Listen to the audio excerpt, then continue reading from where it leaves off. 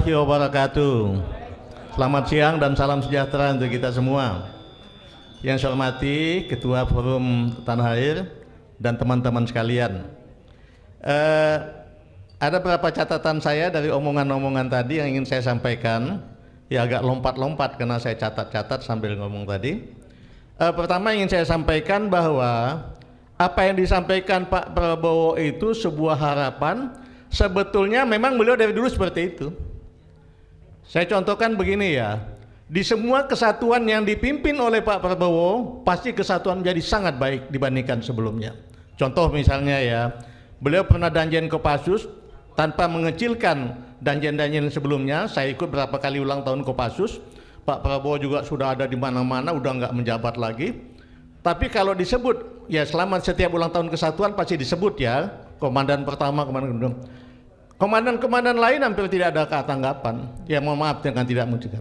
Tapi kalau disebut nama Prabowo, gegap gempita menyambut tentang Prabowo itu tepuk tangan. Padahal dia bukan danjen Kopassus lagi, sudah lama. Dan bukan calon presiden seperti sekarang, bukan. Dia pernah komandan Batalion 328, lintas udara 17 Kostrad. Saya termasuk atasan langsungnya, sama juga. Sampai sekarang pun kalau disebut nama Prabowo, pada saat itu beliau tidak menjabat apa-apa, sudah lari ke Yordania apa. Kalau disebut komandan sekian Prabowo Subianto, gegap gempita anggotanya, sangat bangga anggotanya dengan dia. Dan memang di mana dia menjabat, pasti kesatuan itu dia latih dengan baik dan dia lengkapi dengan sangat baik dengan berbagai alat peralatan yang canggih. Orang akan bilang ya dia waktu itu kan anak mantunya presiden bisa saja.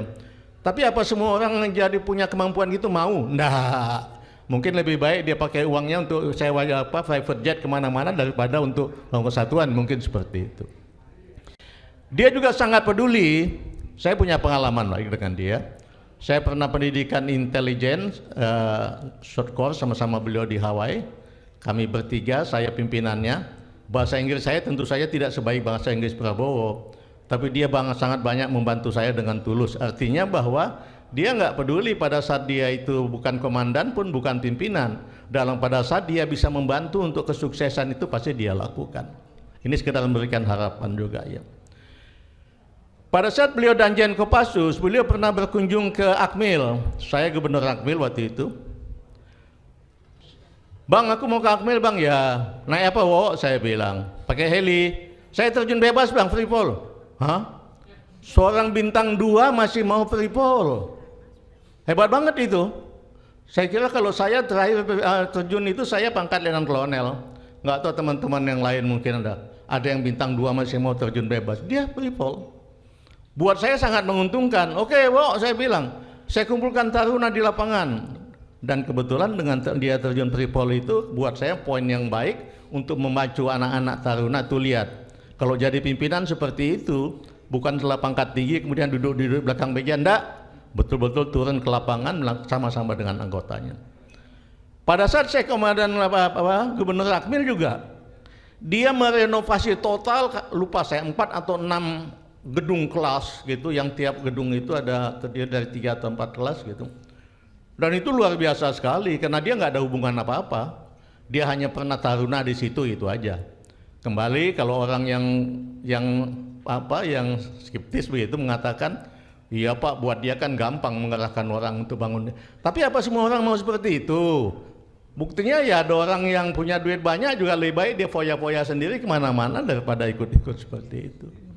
Itu antara lain yang saya katakan. Sehingga boleh saya katakan kalau Prabowo punya tekad seperti itu memang ya, dimanapun dia satuan, pimpin satuan pasti dia lakukan seperti itu. Pada saat tugas-tugas operasi juga sama. Kopassus ini pada dasarnya kan bukan satuan operasional, satuan pembinaan. Artinya satuannya di BKU-kan kepada komando operasi di mana-mana gitu ya.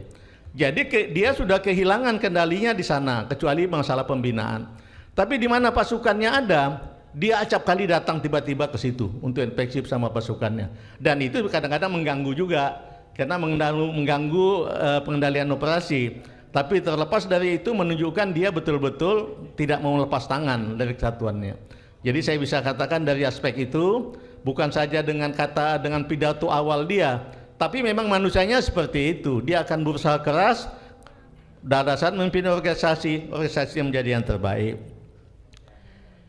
Nah, pada saat situasi seperti sekarang, saya diskusi dengan teman-teman dekat saya banyak kali-kali. Ini gimana membenahinya? Karena kita sudah tahu lah, orangnya tekadnya tinggi, tapi kabinetnya kok seperti ini. Gimana? Umumnya mengatakan, Pak sudah punya konsep tentang menata itu bagaimana dalam waktu dekat ini. Tapi ada poin yang saya sampaikan teman-teman yang ada di dekat dia. Pak, memang menurut kami perlu ada sikon di luar, Pak, supaya bisa memberi kekuatan dia untuk betul-betul tegas untuk melakukan pembenahan di kabinetnya. Nah, mungkin front tanah air ini bisa juga menjadi pembangun sikon itu dengan memberikan masukan-masukan sehingga dia merasa betul perlu kita ambil langkah-langkah cepat dalam kaitan itu. Karena kalau tidak ada pembangunan kondisi sikon di luar kabinet, mungkin beliau akan agak sedikit lambat untuk mengambil keputusan. Tapi kalau sikon terbangun, saya kira akan lebih cepat buat beliau. Dan saya sarankan juga mestinya front tanah air ini harus punya jalur khusus kepada Presiden Prabowo. Saya kira bisa dibentuk gitu ya. Mungkin kadang-kadang bisa ketemu langsung ke beliau-beliau ya, atau melalui jalur khusus itu. Mungkin kita bisa mengutus 3-5 orang untuk memelihara komunikasi dengan itu. Tentu aja dengan catatan supaya tidak menyimpang. Yang 3 atau 5 orang utusan kita itu tidak boleh menjadi bagian dari kabinet Prabowo. Itu udah komitmen kita bersama selalu ya. Jangan sampai utusan itu justru membangun untuk seolah-olah saya hebat Pak, nanti pakai saya, bukan. Tidak. Jadi utusan 3-5 orang kita itu yang punya hubungan dengan Pak Prabowo harus dibuat komitmen Anda tidak menjadi bagian dari kabinet Prabowo. Anda hanya menjadi penyalur apa ide-ide kita untuk sampaikan kepada Pak Prabowo. Kemudian menurut kami mungkin perlu ada reshuffle strategis, dan saya kira Pak Presiden pasti sudah punya ide itu. Tapi yang perlu kita sarankan adalah ini betul ditata secara sepertinya alamiah gitu ya. Apa contohnya alamiah itu? Pak, biarkan saja Pak mulai ada pergantian pimpinan-pimpinan partai politik. Bapak cukup mensikonkan aja. Mungkin bukan ada penggantian pimpinan ketua umum partai politiknya sudah akan berubah. Tidak lagi menjadi Jokowi men, tidak lagi. Tapi sudah menjadi orang-orang profesional. Dan tidak perlu juga kita saran pada Prabowo, tidak perlu juga mengangkat orang-orang Pak Prabowo menjadi pimpinan, enggak Pak.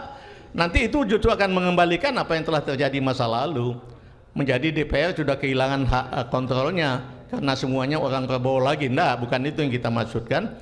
Tapi bagaimana membangun suatu konsep strategis sehingga partai-partai politik itu kembali membangun munasnya dengan baik, memilih orang-orang profesional, dan orang profesional itu melakukan tugas-tugasnya secara profesional juga gitu.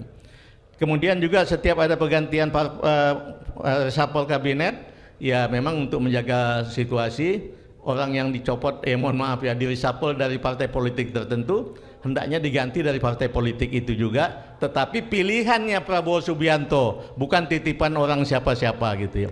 Ini sangat perlu supaya kemudian kabinet dia bisa bekerja dengan baik, bukan hanya melanjutkan apa yang telah dilakukan oleh, mohon maaf, oleh Pak Jokowi yang lalu. Kemudian ada poin lain saya catat sendiri juga. Mungkin perlu segera mulai dilakukan, beliau tentu sudah mulai merumuskan kartu kuning untuk reshuffle kembali. Misalnya katakanlah ada tadi disebut, tadi teman menyebutkan tentang salah satu menteri yang disebut oleh Pak siapa tadi? Ya mungkin sudah buat kartu kuning satu. Muncul kartu kuning kedua udah copot aja, tapi diganti dari partai politik yang sama, tidak menimbulkan gejolak, tapi itu pilihannya Prabowo Subianto, bukan lagi titipan dari ketua parpol yang lama, apalagi titipan dari Jokowi gitu ya kami. Saya kira itu poin-poin yang ingin saya sampaikan, tapi kejutan itu segera harus dimulai. Tadi saya sependapat sekali, betul-betul prinsip sekali itu undang-undang KPK harus segera diubah. Betul-betul KPK tidak lagi gampang diotak-atik oleh Presiden,